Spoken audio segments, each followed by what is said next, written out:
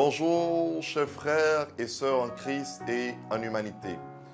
Moi, c'est le Père Guy Coutouin, modérateur général de la communauté catholique Mère du Divin Amour. Chers frères, chères sœurs, la communauté, cette année, aura 30 ans. Et je viens vous solliciter pour que vous puissiez l'appuyer, l'aider, pour que l'œuvre d'évangélisation qu'elle entreprend puisse continuer. Alors vous pourrez le faire à l'occasion de la fête de la charité que nous allons organiser le samedi 8 décembre à 9h30 à la maison mère de la communauté, 6 à la Riviera Palmeraie, ici à Abidjan. Oui, que Dieu vous bénisse pour tous les dons que vous apporterez à la communauté à travers cette offrande dénommée Super Gabaon. Le Seigneur ne vous oubliera pas, car comme le dit l'apôtre Paul dans sa deuxième lettre aux Corinthiens, le chapitre 9, le verset 6, qui sème beaucoup, moissonne beaucoup.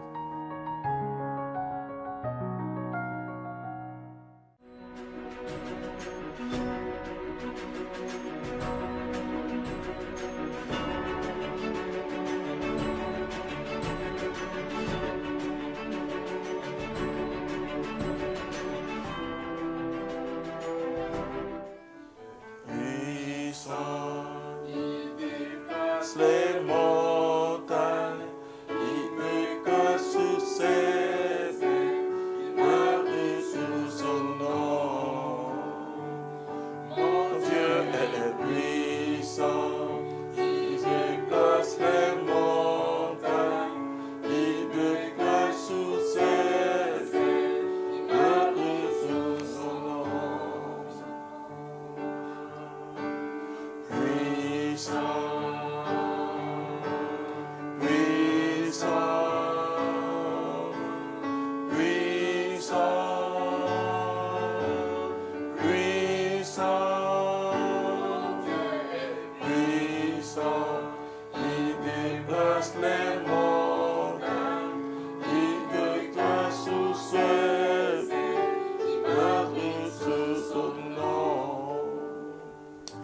Mon Dieu est puissant. Alléluia. Je vous salue dans le précieux nom de notre Seigneur Jésus-Christ. Nous sommes dans un mois béni, le mois de décembre. Mais malheureusement, dans ce mois de décembre, beaucoup de gens sont inquiets, ont peur, et surtout en Afrique, en Asie et partout même. Il y a des songes, on dit quelque chose va arriver, un malheur va arriver. Bon, nous allons parler du combat spirituel. Et dans ce combat spirituel, nous allons découvrir que nous avons la victoire sur tous les esprits mauvais. Qu'est-ce que le combat spirituel? Qu'est-ce que l'Esprit Saint, comment l'Esprit Saint agit dans notre pauvreté? C'est tout cela que nous allons voir. Mais nous allons nous appuyer sur la parole de Dieu. Apocalypse au chapitre 12. Je vais d'abord lire à partir du verset 10. Et j'ai entendu une voix clamer dans le ciel. Désormais, la victoire, la puissance et la royauté sont acquises à notre Dieu et la domination à son Christ, puisqu'on a jeté bas l'accusateur de nos frères, celui qui les accusait jour et nuit devant notre Dieu. Mais eux, c'est-à-dire les chrétiens, c'est nos frères, mais eux l'ont vaincu par le sang de l'agneau et par la parole dont ils ont témoigné, car ils ont méprisé leur vie jusqu'à mourir. Parole du Seigneur notre Dieu. Alors, qu'est-ce que le combat spirituel? Dans le mois de juin, nous avons parlé du combat spirituel, que nous n'avons pas lutté contre la chair et le sang. Mais ça, nous allons l'orienter dans un véritable combat. Nous allons nous donner les principes de la victoire. Mais je peux te dire que le diable est vaincu. Le vrai combat spirituel, c'est entre ta volonté et la volonté de Dieu. Comment se laisser conduire par Dieu. Alors, quand on se laisse conduire par Dieu, on a la victoire sur tout ce qui n'est pas Dieu. On a la victoire sur les puissants de ténèbres, on a la victoire sur le matériel, on est libéré. Et je dis souvent aux chrétiens, écoute, même parfois, à force de rechercher quelque chose à tout prix, cette chose peut te posséder. Écoute-moi bien. Tu peux même demander à Dieu le mariage, tu peux être possédé de mariage. C'est-à-dire que quand tu te lèves le matin, mariage. Quand tu dois dormir, mariage. Finalement, quand tu vas à l'église, laisse-moi te dire ce qui se passe. Tu penses qu'il y a ton mariage. Alors, qu'est-ce que Jésus va faire? Si Jésus doit te donner le mariage, il doit d'abord te délivrer de ton mariage. Tu comprends? Ou bien, quand tu vas à l'église, tu ne penses qu'à l'argent, mon travail, mon salaire. Et tu es possédé parce que l'idole, c'est qui? Ou c'est quoi? L'idole, c'est tout ce commun entre nous et Dieu. Alors que Jésus a payé le prix. Vous savez, il y avait un voile. Le grand prêtre entrait dans le lieu très très saint une fois par an. Il y avait un voile violet. Et le jour de la mort de Jésus à Golgotha, le rideau a été déchiré. Alléluia. Nous avons désormais accès avec Dieu. Mais pourquoi tu laisses quelque chose t'empêcher l'accès à Dieu? Pourquoi tu t'inquiètes pour t'inquiéter? Le combat spirituel aussi, c'est contre les forces du mal. C'est-à-dire que, et souvent, le chrétien n'arrive pas à expliquer quelque chose. Mais je vais te donner, au cours de ce cheminement, des principes simples qui vont t'aider à comprendre que tu es plus que vainqueur. Alléluia. Paul dit dans 2 Corinthiens chapitre 2, verset 11 que nous, chrétiens, nous n'ignorons pas les plans du diable. C'est-à-dire nous ne sommes pas ignorants de ses plans. Qu'est-ce que le diable veut faire? Et même quand les chrétiens parlent entre eux, quand quelque chose est très extraordinaire, la première des choses, ils se demandent est-ce que ce n'est pas le diable. Ou quand quelqu'un est béni matériellement, il se demande est-ce que ce n'est pas le diable. Quand quelqu'un même a sur lui une onction extraordinaire, on se demande si ce n'est pas le diable. Et par fini, je commence à comprendre que parfois on croit que le diable est plus que Dieu. Et c'est ça le problème. Ou il y en a qui entrent dans ce qu'on appelle le dualisme.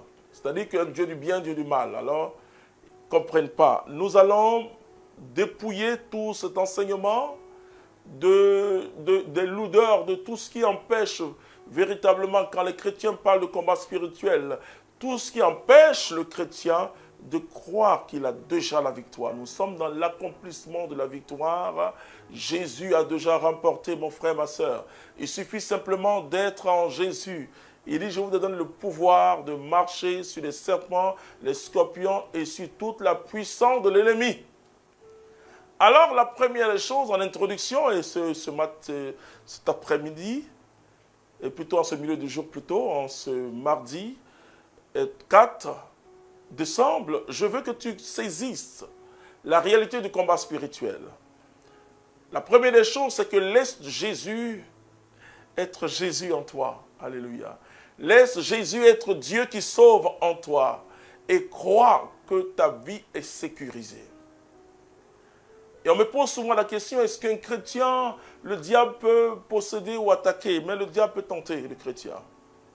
Il peut tenter le chrétien et ça, et la parole de Dieu nous montre Jésus qui était conduit au désert par le Saint-Esprit pour être tenté. Voilà. Maintenant, posséder le chrétien, non, puisque le Saint-Esprit est en nous, alléluia. Il ne peut pas avoir cohabitation. Mais quand je dis chrétien, je ne dis pas simplement un saint baptisé, je ne dis pas celui qui va à l'église. Je parle de celui qui a expérimenté véritablement Jésus-Christ. Mais la chose la plus importante pour toi, c'est d'expérimenter le Seigneur Jésus-Christ.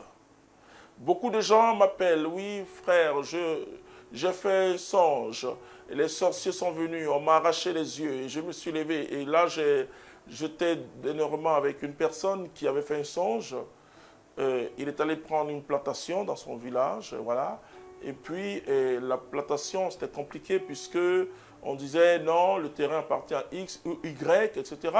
Il y a eu des histoires et bon, il dort la nuit, il y a un serpent, un gros serpent qui vient attaquer sa sœur et lui le sait et le serpent l'attaque. Alors il se lève le matin, un cadre, hein, son bras est enflé.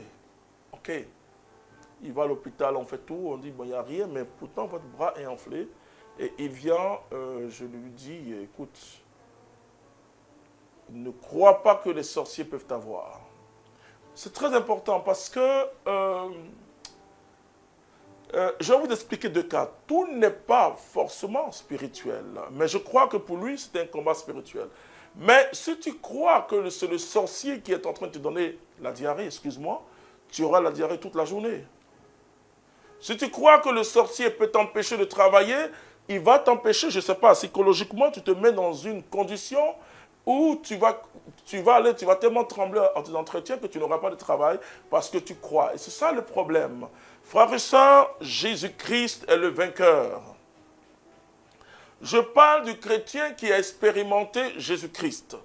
Si tu as expérimenté Jésus-Christ, tu peux être attaqué dans le sens d'être tenté.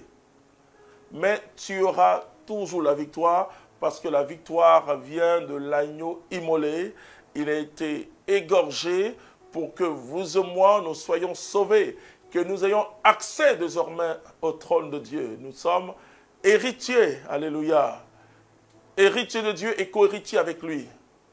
Mais si tu crois, et c'est là le problème, tellement on montre parfois, sans le savoir, hein, je comprends, hein, sans le savoir, beaucoup de gens montrent la puissance du diable. C'est vrai qu'il est puissant, mais pour ceux qui n'ont pas Jésus-Christ, il peut agir, et on l'appelle le prince de l'air, il agit dans les consciences des hommes. Je dis souvent, et tu ne verras jamais Satan en chair et en os, comme on le dit, mais il agit dans nos pensées, il agit, et beaucoup de chrétiens le cherchent là où il n'est pas.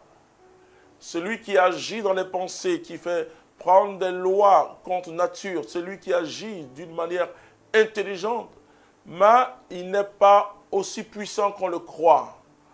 Nous avons reçu de Jésus-Christ le pouvoir de marcher sur les serpents, c'est-à-dire sur toutes les œuvres du diable, et rien ne pourra nous nuire. Nous avons reçu la force de chasser au nom de Jésus-Christ le démon. Donc nous sommes en position de force. Tout ce qu'il peut faire, c'est par ruse. Essayer de nous tromper, essayer de nous manipuler même, essayer de créer dans notre cœur une confusion, un doute. Une jeune dame bien, que je respectais dans sa foi, un jour elle vient me dire que, oui, papa, je viens de faire un songe, c'est ma maman qui est en train de faire la sorcellerie sur moi. Je lui pose simplement une question. Est-ce que avant ce songe, tu avais des doutes? Est-ce que avant ce songe, tu avais... est-ce que tu croyais que ta maman t'aime ou qu'elle ne t'aime pas? Et non, maman ne m'a jamais aimé. On continue toujours. Je lui ai dit, est-ce que tu avais le sentiment que tous tes blocages venaient d'elle? Elle me dit oui. Vous comprenez que ce n'est pas un songe de révélation. Le démon peut te communiquer des songes comme cela. Tu comprends? Laisse-moi te dire ce que Dieu ne va jamais te dire. Dieu ne va jamais te montrer qui est ton ennemi. Oh! Mais pourquoi? Oui. Mais Dieu va te dire toujours, aime ton ennemi. Il va jamais te le montrer. Vous savez, il est très flou dans ça. Il est très flou. Et tant que je n'ai pas une foi assez forte, une foi qui va dépasser les limites de ma conception humaine, de l'amour, Dieu ne va jamais me révéler ça, parce que si Dieu me dit c'est telle personne qui est à côté de toi qui veut te tuer, Dieu peut me dire d'être prudent. Alléluia. Il peut me dire d'avoir le discernement. Mais laisse-moi te dire, si quelqu'un te dit que ta maman, celui qui est à côté de toi, veut te tuer, oh, ça peut être une révélation, mais je dis la source n'est pas forcément de Dieu. Je dis bien forcément. Parce que c'est quand on a la croissance, nous avons parlé en novembre de la croissance spirituelle, que Dieu peut nous révéler les choses. La Bible dit, les choses cachées sont à Dieu, et les choses révélées sont pour nous et pour nos enfants. Deutéronome chapitre, je crois, chapitre 28 ou 29, verset 29, et les choses cachées sont à Dieu. Mais Dieu révèle, il révèle cela à ses amis, aux personnes qui sont solidement enracinées en Jésus-Christ, Parce que moi, si Dieu me dit telle personne ne m'aime pas, ça veut dire pour moi, ça veut dire que Dieu me demande d'aimer plus cette personne. Voilà. Je ne vais pas en vouloir à cette personne. Je ne dis pas que je suis tellement affermi. Donc, je ne suis pas en train de dire que Dieu ne peut pas te montrer qui veut te tuer. Mais si Dieu te montre qui veut te faire du mal, c'est que Dieu te donne la grâce de déjà pardonner et de ne pas en vouloir à cette personne. Est-ce que tu vois le discernement? Sinon, le diable peut te conduire dans ces songes-là. Et ça peut se vérifier. Mais pourquoi il te révèle ça? Pour que tu aies la haine dans ton cœur. Et finalement, la personne pourra t'avoir puisque c'est haine contre haine. Or, si c'est haine contre amour, tu as la victoire. Oh, certains ne seront pas d'accord dessus. Non, Dieu va te montrer. Je vais prier pour que Dieu te montre ton ennemi. Ne priez pas comme ça. Priez pour que Dieu nous pousse à aimer nos ennemis. À aimer, même si tu soupçonnes que quelqu'un veut te faire du mal, tu dis, Seigneur, mets ton amour dans mon cœur pour cette personne. Tu ne peux pas remporter une victoire dans la haine. Tu ne peux pas. Et la Bible dit, on n'a pas lutté contre la chair et le sang. Mais on a lutté contre les esprits derrière cette personne qui veut me faire du mal. Et je le sais. Je le sais, j'ai fait un travail intellectuel là-dessus, un travail théologique et intellectuel là-dessus, que ça existe la sorcellerie. Mais je dis aux chrétiens que nous avons la force de Dieu. Et moi, ce qui m'intéresse, c'est que nous avons la force de Dieu pour détourner ou pour briser les pièges de l'ennemi. Et au cours de ce temps de décembre, je sais que beaucoup de gens entendent quelque chose. Ou bien, par exemple, des chrétiens prient depuis un certain temps pour recevoir quelque chose. De très bons chrétiens. Et il ne reçoit pas, il dit, attention, frère, viens prier pour moi, je crois qu'il y a un blocage spirituel. Oui, il peut y avoir un blocage spirituel, mais qui n'est pas forcément du diable. Parce que tu pries dans la mauvaise direction. Est-ce que tu te poses la question si ta prière est agréée par Dieu?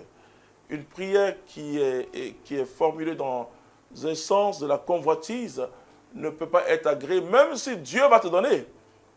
Mais il va te résister. Vous savez, quand je dois prier pour quelqu'un,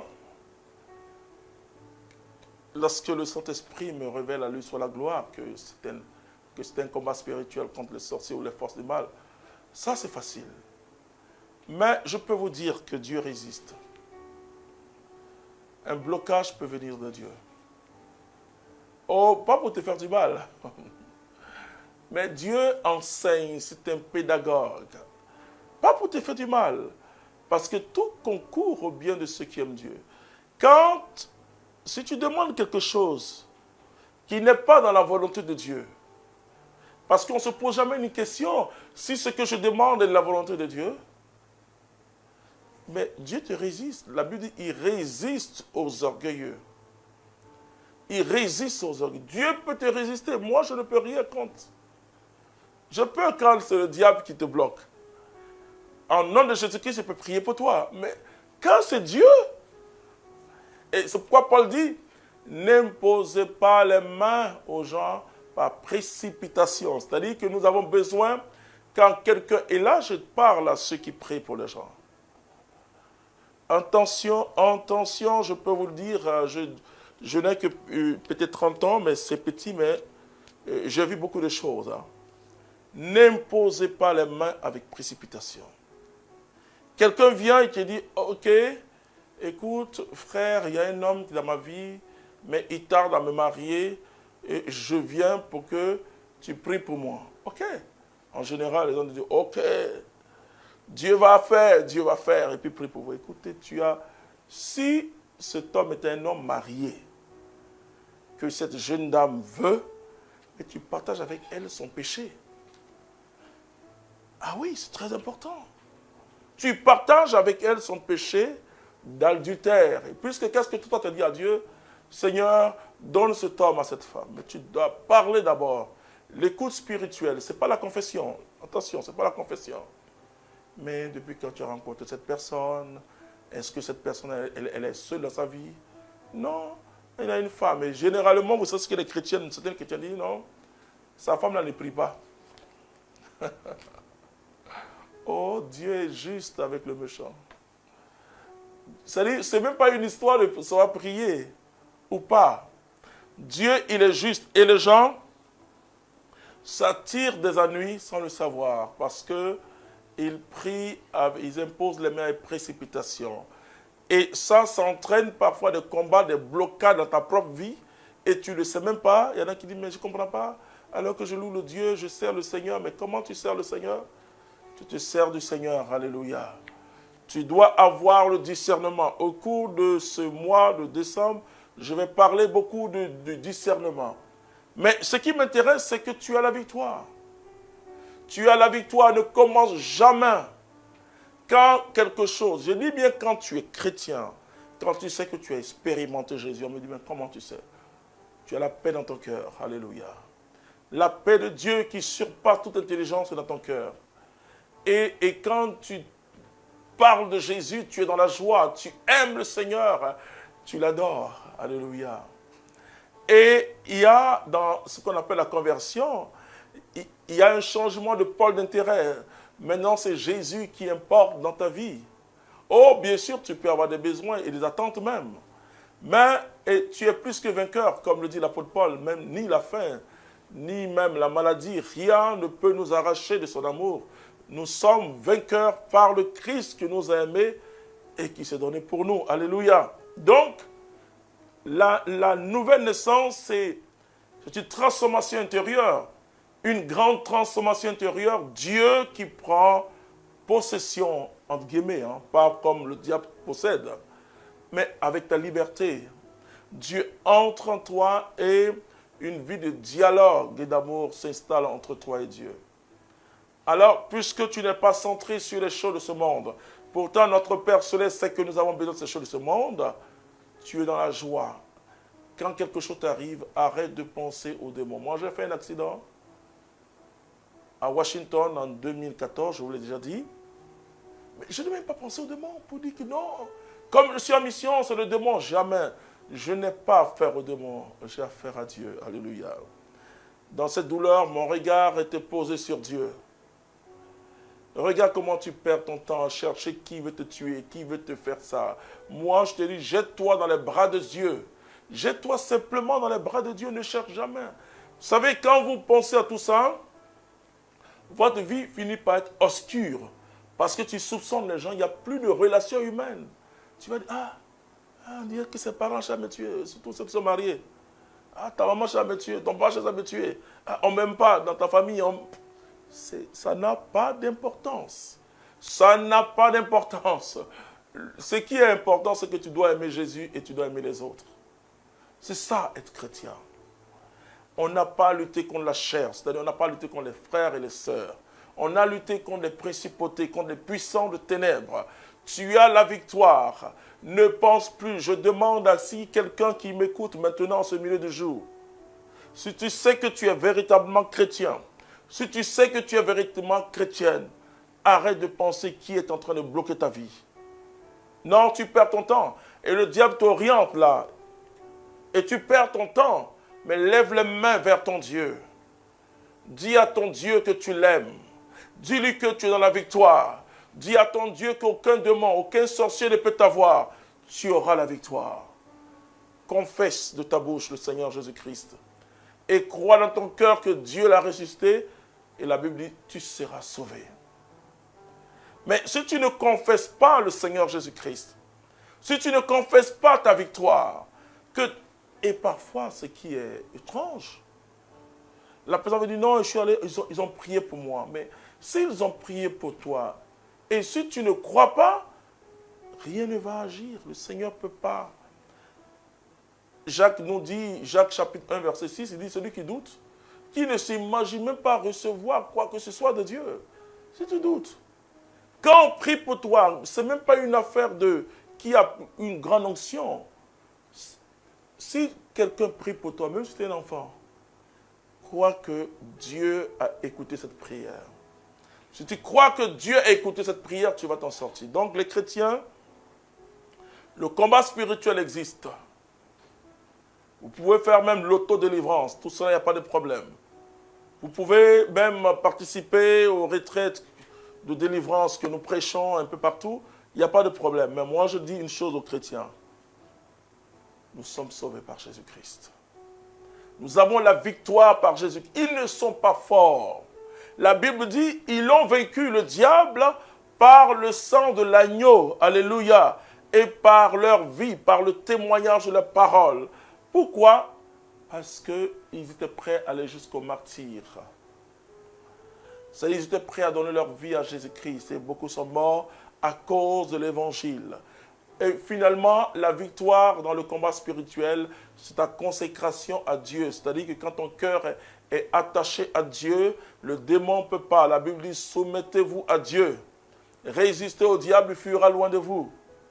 Alors, mon frère, ma soeur, dans ce mois, nous allons apprendre à demeurer dans la victoire. Parce que le vrai combat, c'est quand Jésus est en toi. Quand Jésus t'a vaincu, c'est-à-dire que quand tu dis, Seigneur, je te donne toute ma vie. Alors toi qui me suis en ce milieu du jour, commence à faire cette prière, Seigneur, je te donne toute ma vie. Je te donne vraiment toute ma vie. Regarde comment tu es devenu, à force de penser à tes difficultés.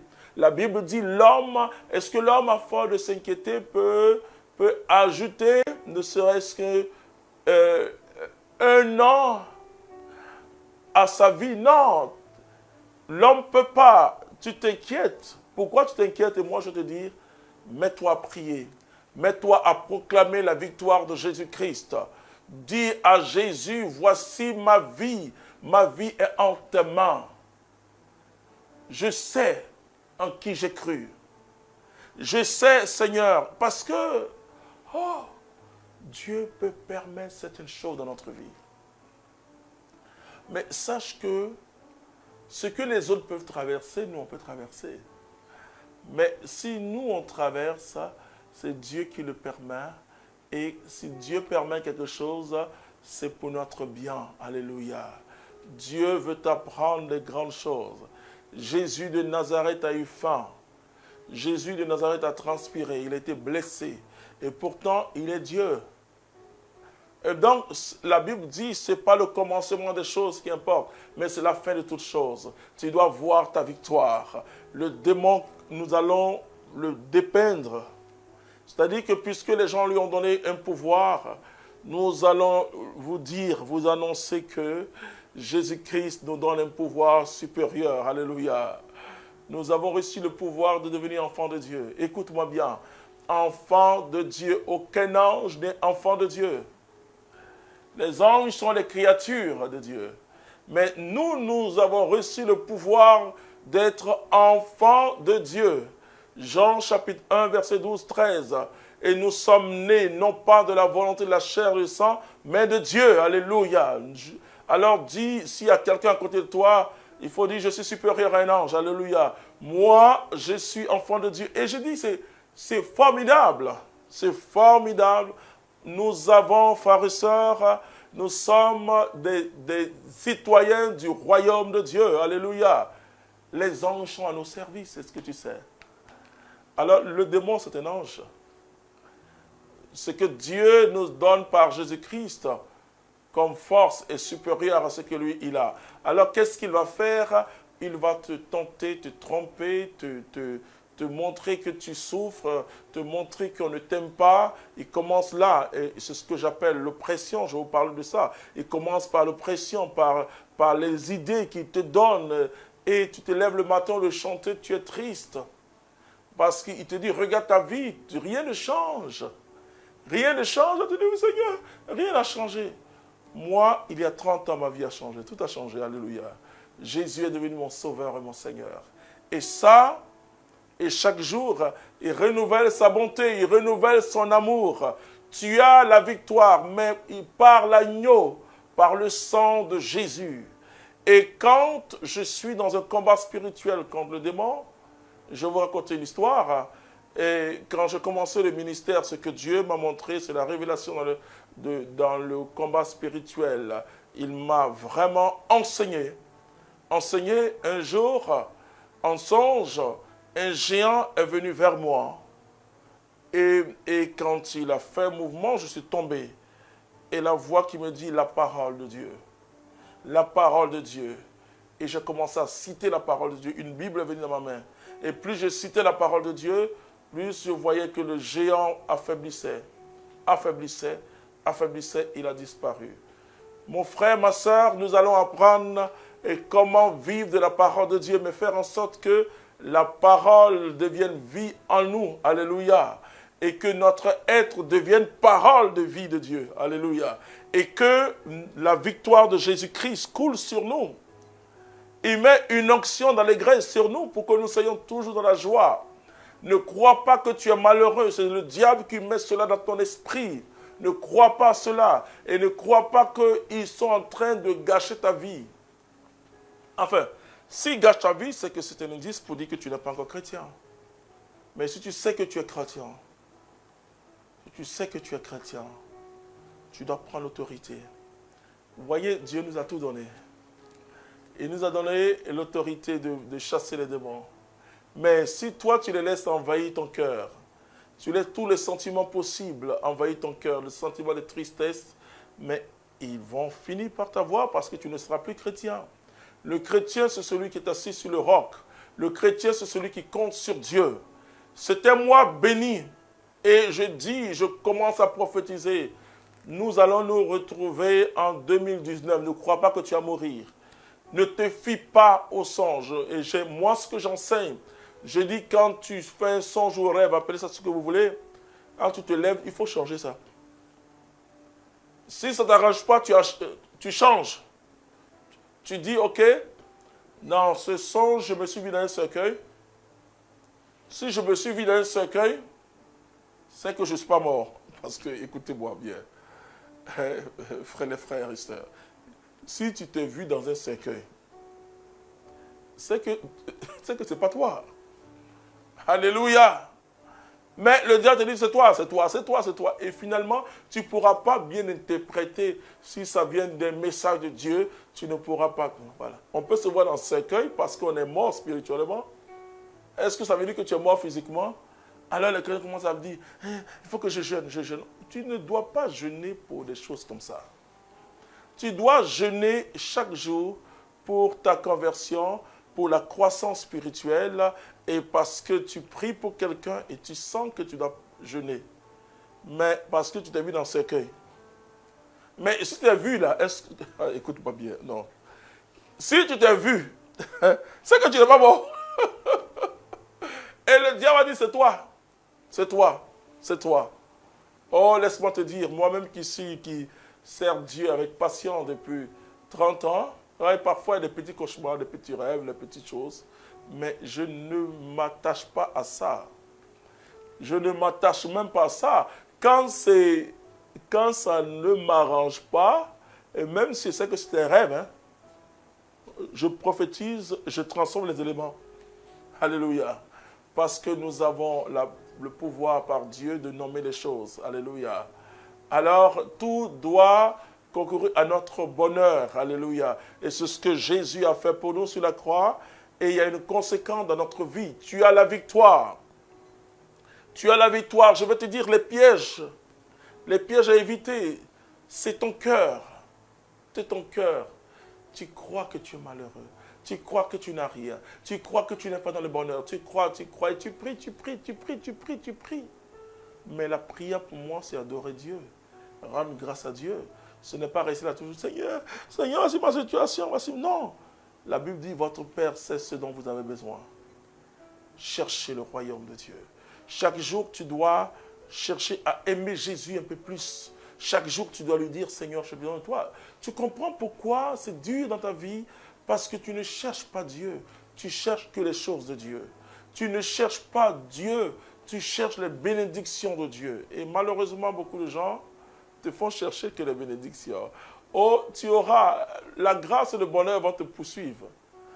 Parce que la grâce et le bonheur, si le Seigneur, si tu choisis Jésus comme ton berger, la grâce et le bonheur vont t'accompagner. Mais je dis, et tous les autres jours, la joie, le mariage, tout ce que tu appelles, tout ce que tu veux, et fais du Seigneur tes délices et il te donnera ce dont ton cœur désire.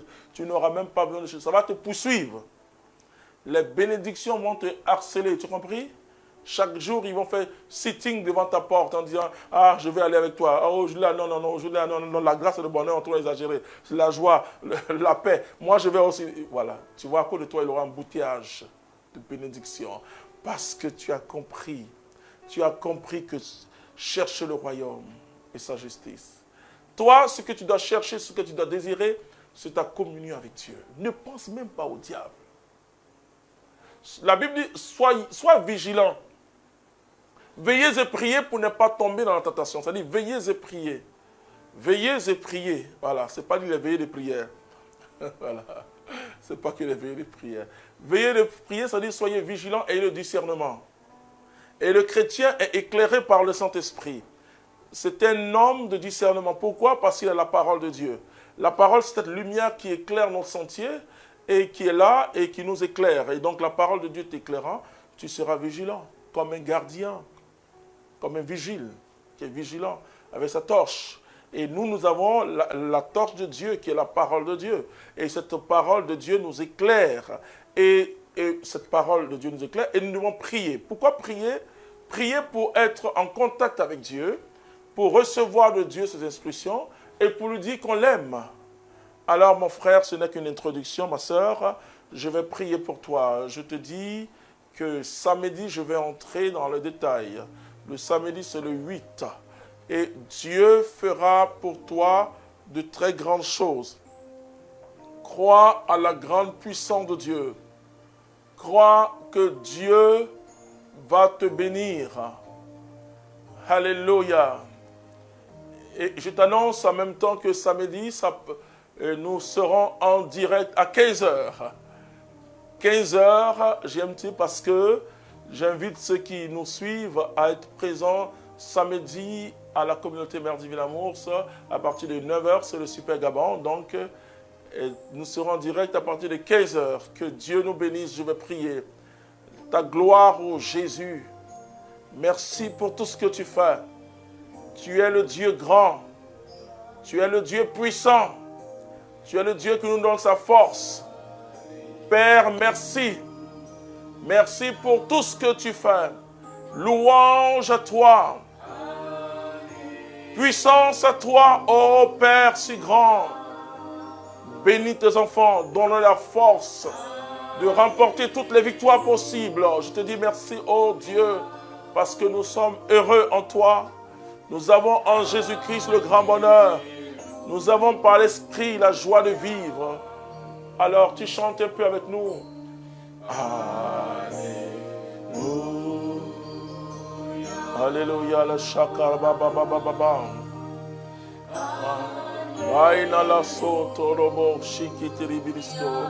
Merci Jésus. Merci pour tout. Gloire à toi, honneur et puissance à ton Saint-Nom. Alléluia. Merci Seigneur pour tout ce que tu fais. Louange, gloire, honneur, magnificence et gloire à ton Saint-Nom. Merci ô Jésus pour tout ce que tu fais. Amen. Au nom du Père, du Fils et du Saint-Esprit. Que Dieu vous bénisse. Amen. Bonjour, chers frères et sœurs en Christ et en humanité. Moi, c'est le Père Guy Coutouin, modérateur général de la communauté catholique Mère du Divin Amour. Chers frères, chères sœurs, la communauté, cette année, aura 30 ans. Et je viens vous solliciter pour que vous puissiez l'appuyer, l'aider, pour que l'œuvre d'évangélisation qu'elle entreprend puisse continuer. Alors vous pourrez le faire à l'occasion de la fête de la charité que nous allons organiser le samedi 8 décembre à 9h30 à la maison mère de la communauté, 6 à la Riviera Palmeraie, ici à Abidjan. Oui, que Dieu vous bénisse pour tous les dons que vous apporterez à la communauté à travers cette offrande dénommée Super Gabaon. Le Seigneur ne vous oubliera pas, car comme le dit l'apôtre Paul dans sa deuxième lettre aux Corinthiens, le chapitre 9, le verset 6, qui sème beaucoup, moissonne beaucoup.